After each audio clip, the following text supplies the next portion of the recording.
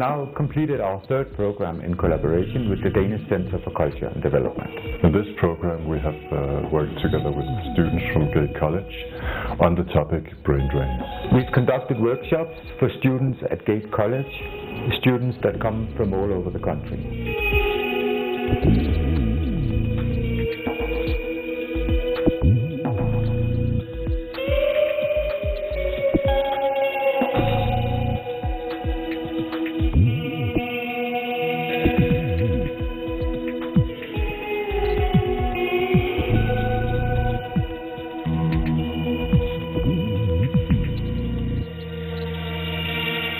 The brain drain means that educated people are leaving their country, their city of origin, and going to somewhere else. It's in the drain that an exterior power is stealing this brain power. Say that Nepal is sending a lot of doctors to the United States.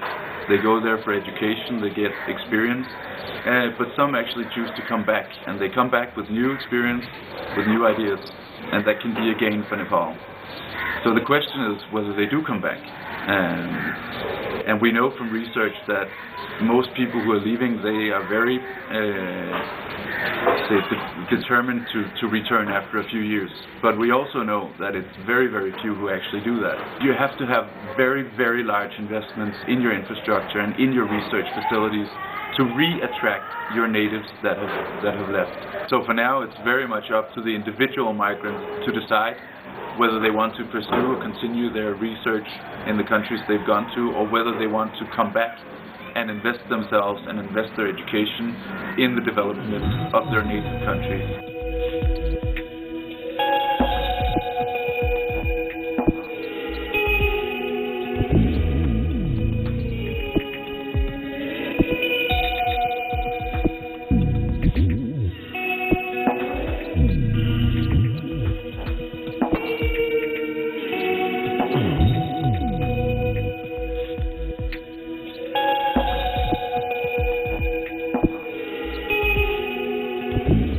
I really feel for this community because they are very honest people, and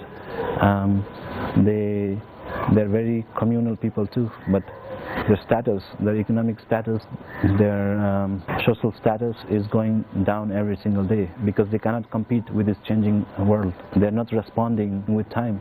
I want these people to feel that the country cares for them. A lot of youths have migrated from the village, going to different places in the world, like Malaysia, Qatar, and many other Gulf countries to work there. And the other youths are in Birganj or in Kathmandu to get their education. So very less youth are there, and the women are the ones who are there, and they are doing all the work right now, from farming to taking care of the family. Nijuta is also tagged as one of the drug production hub. You name it, marijuana to brown sugar and trafficking as well. So what happens is most of the drugs that comes from Makwanpur district is pressed there, like they are prepared in brick shape, and then sent to India. The youths who are in the village, they are involved in that. They smuggle it. They work for a transportation company, and it goes to India. In Nijuta, most of the youth are not connected to the mainstream government or mainstream politics or mainstream people in Kathmandu or even in banking or whatever sector there is job offers, you know. So these kids have no alternatives. Like they go to school, they come back, and what to do? It's creating a different economy. So economy that's unregistered, illegal. Imagine the youth who is working with the drug and trafficking gets caught. He's imprisoned and nobody's there to help him. So whatever he is earned, he has to pay a fine and stay in jail. So for that period of time, his family will suffer a lot. They can do other stuff like farming, but who's gonna advise them? There's no figure like that who's gonna support them or like advise them to do a business or organize that mass into a different sector. I spent a semester in American University in Washington, D.C., and I just saw the real society in America, what it's all about. And when I looked at it, when I thought about working there, I felt like I would be just a part of this process, you know, of this production chain. Like I would be just one person in this production chain, just packaging stuff that they have already designed. But I didn't want to limit myself just packaging things for other people who have designed it. I want to do something of my own. I've been to Ecuador, East Africa, Europe, United States, Canada, even in China, Philippines. I was trying to look for an ideal place where I could work. US, wow, there's no problem, you know. But I didn't want to live there as a second-class citizen.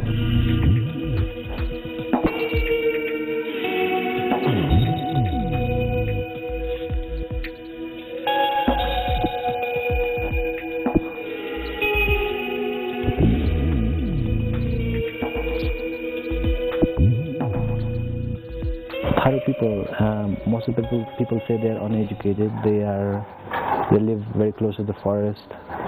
But I'm very proud who my ancestors are, who my father is, who the community I belong to. That's your identity. You cannot change it. Thai people, they wear dhoti, but they are looked down upon. But come on, we're the indigenous people of the south, and we wear it. We wear dhoti because based on climate, it's most suitable piece of clothing that you can have.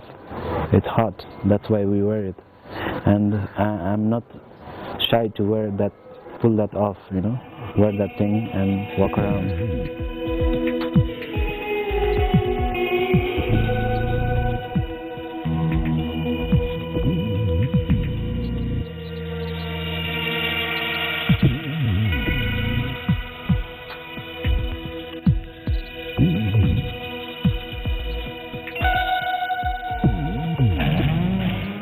The fish farm is still there, and I'm starting a goat farm. I want to show people that things are possible. There are possible things you can do. In Nepal right now, most of the youths, or a lot of people, they complain, we don't have electricity, we don't have right government, and they are just waiting for things to happen. And if we have constitution, do you think it will give me food to eat? Probably not. You have to start your own thing rather than waiting for the government to come and feed you. This guy went to United States. He had one of the best degrees. He studied economics. But what? A goat farm?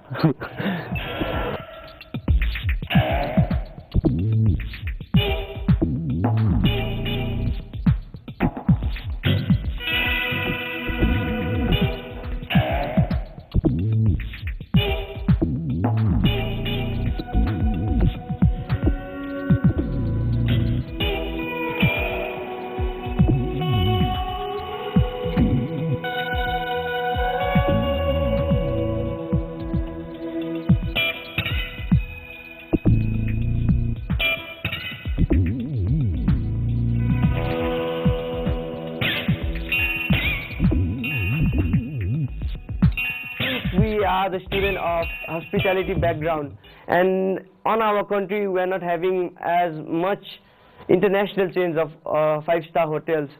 So the first thing we'll be seeking after our graduation will be numbers of 5-star hotels for which we can work and gain our experience and then improve our career. I guess only the government section has a fixed current criteria for providing salaries. So this criteria must be practiced in private sector too. So according to the market share or the sales or annual profit, the salary for the workers working in the private sector must be installed. The things needed for us to stay in Nepal would be, firstly, better employment as well as better education opportunities. We'll be needing a better quality of education that is accepted all over the world. And the standard of the education is that's provided in Nepal is like 20 years old, because our father used to study the same course that we are studying right now. The organization on which I'm working must provide a good working environment, and except that the co-workers also must be friendly for me to be satisfied. And the other thing I'll be wanting to be happy will be good salary. Again, that includes in my satisfaction. Except that I'll also be requiring some of my social friends to carry out my social activities. I'll be also wanting my family to be with me. If I'm abroad, that will be possible through internet. I'll be wanting my personal security, so I may be free to walk everywhere I wish. We have to have political stability. So to maintain political stability, our government is the one who is responsible for that.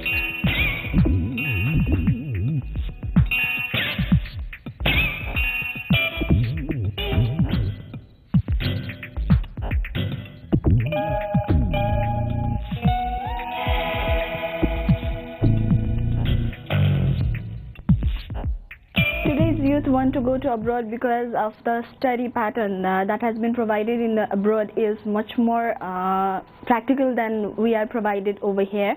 That's the first reason. Then other reason is we gain much more salary than we have been provided in this hometown. To know the more people we go to abroad, and to know the cultural differences also we go to abroad. What we expect from the abroad country is the living standard, because it is much more higher and it is much more good than what we gain over in our country. The currency that we earn in the abroad country has much more value than what we earn in our own country. Not only me, but all the youth won't be happy by staying all the time in abroad, because they will be facing homesickness problem.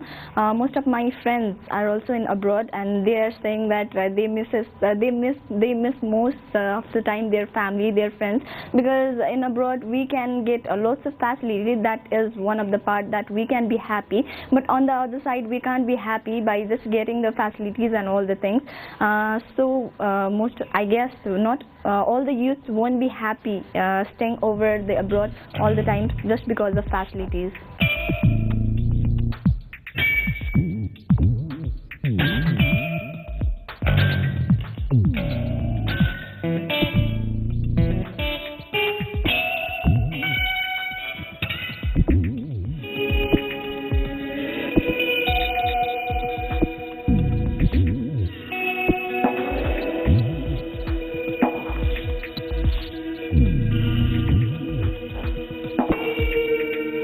I think we have to develop this positive thinking in the youth right from the beginning of their upbringing, and one has to discover their passion to do well and to find opportunity in this country.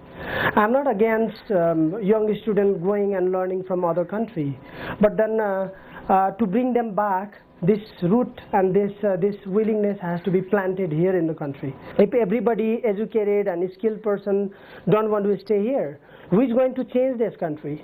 So that very important factor that really almost certainly drove me, made me help decision that I should dedicate the rest of my life here and for my people and for my country. When I started my school, I learned so much, and it's not just a school that is operating and then giving students opportunity, but I discovered my own passion within. It's so easy to work with brilliant, bright students who are obedient and will do whatever exactly you say. That's not a challenging thing. But then to pick one student who is not doing, who is not getting there, and working with that individual students and making the best out of him is something that fascinates me. You have every reason to be successful, and the moment they believe, they perform. They hold on to that belief, and then they do well in their life. Another part of what Nepal really needed is the giving students about the sense of inclusiveness, equality is just limited in word in many times. One time there was one student who came to me, and I asked one question like, what did you find the best in this college? He said, the moment I entered into this college, I feel that I have become a human being. I'm Dalit and I'm untouchable, and nobody would eat and drink if I touch. And here I could use, I could serve, I could eat with any other people. Nobody called me by my family name, and it didn't matter where I was coming from. So this testimony is something that is felt. And we have students that are third gender, there are students that are gay, the students that are from indigenous people or mountain, from Tarai. It doesn't matter. They are students, and we train our entire team and faculty member to treat them equally. People look fearful. They have no idea what that dream is, because the whole system works the other way around. They are fearful to dream. It doesn't cost anything, and everything starts from dreaming. And we have to begin to dream. We have to begin to dream that very soon in the near future, our democracy will mature. People will learn to accept each other, and will do economically well. And everybody improves their education system. That's what I think is possible in Nepal, and I think it's possible in every developing country around the world. I envisioned this one point of time, and then now I'm living my dream.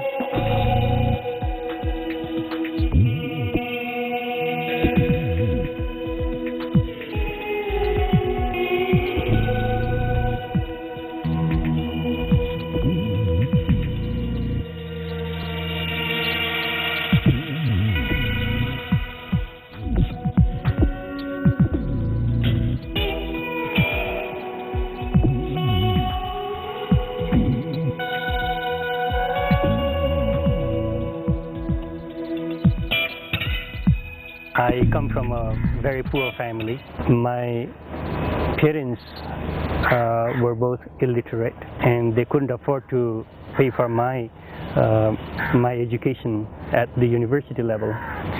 So the only option that I had with me was either to find a job and work as well as study, or look for a better option abroad. And luckily, I was able to win a government scholarship to go to the UK.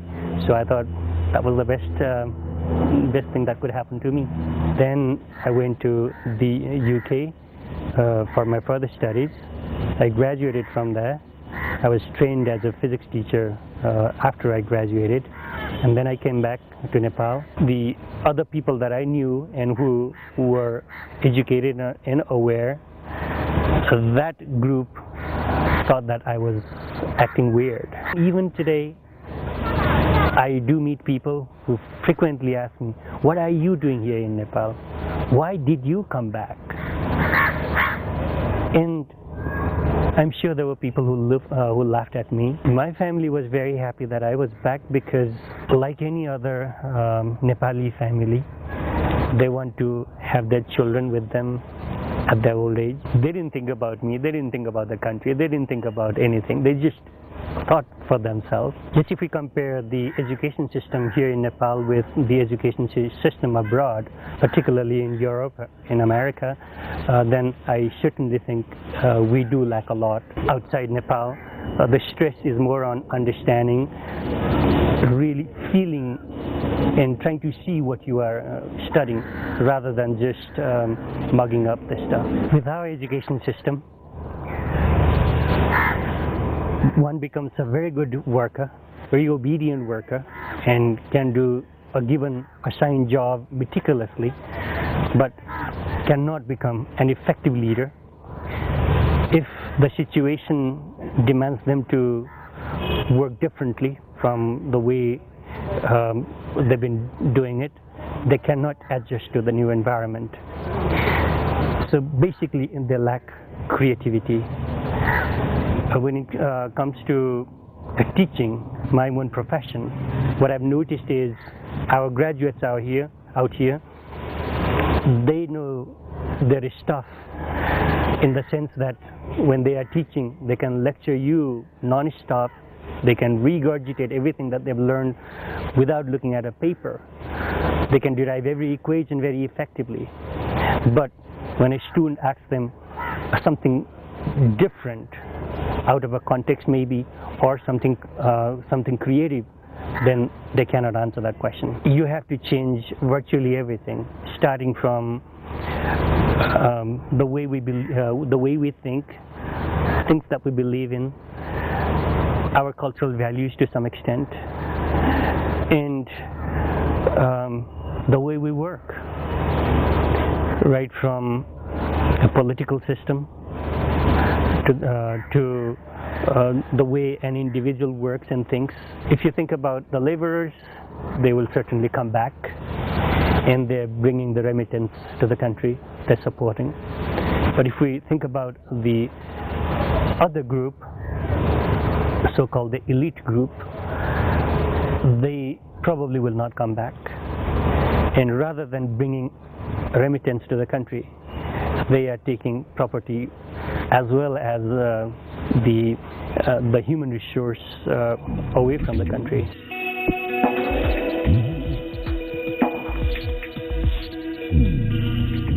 Who doesn't want a better life? But in order to create a better life for yourself, you have to sacrifice, you have to contribute as well.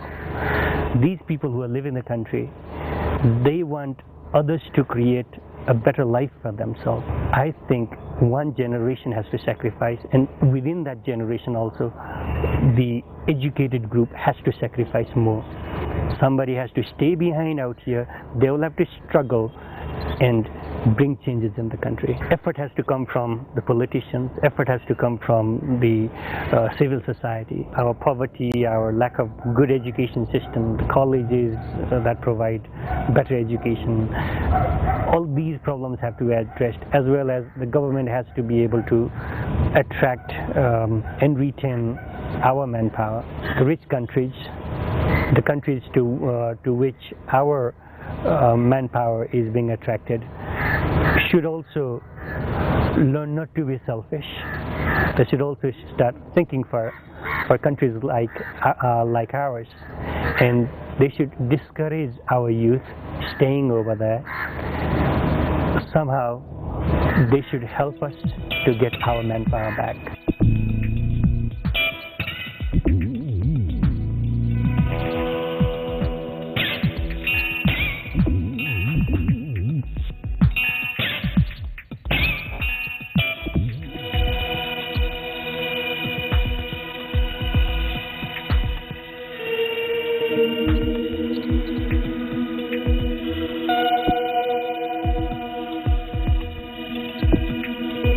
I always wanted to go abroad and get my higher degrees abroad because I wanted to get new experience and see how things are out there. I always knew that I wanted to come back and work in Nepal because I want to work in the development sector, and I thought what better place than home. After I came back for good after 9 years, I got a lot of mixed reactions because a lot of people were like, why did you leave the kind of easy life that you could have in the US, and why are you here? But then I thought, I was taken a little aback, and I thought to myself, I'm just coming back to home. Why am I being asked to justify myself? I was in a position to actually take that risk of coming back because I knew that even if I wouldn't be able to find a job for a year, I knew that my parents would be there to support me. It's a little challenging for women, but at the same time, we are more empowered than what we were 10 years back, and I think this is a good sign. And we do have a lot of women leaders in the government, in the private sector, as entrepreneurs. I do believe that the percent of people who are coming back has to increase, and that whoever can or wants to should come back to Nepal, but you can definitely help Nepal from being outside Nepal. For those of us who come back, either you become an entrepreneur and start something on your own, and again, that's not something for everybody because of a lot of restraints that there might be in terms of capital, in terms of networks. So I think the government and the private sector in partnership should build up an environment to attract people who are living abroad so that they don't have to think twice before coming back home. Because I know that a lot of sentiments now among my friends who are living abroad is that the political situation is not good enough. There aren't enough jobs. But for those of us who've been abroad from the villages, from the rural parts of Nepal, they have a lot at stake. Those of you who feel bad and think that you're living abroad and you cannot do anything for the country, I don't think you should, because I think that you can help Nepal as much from being abroad than you can help from being here.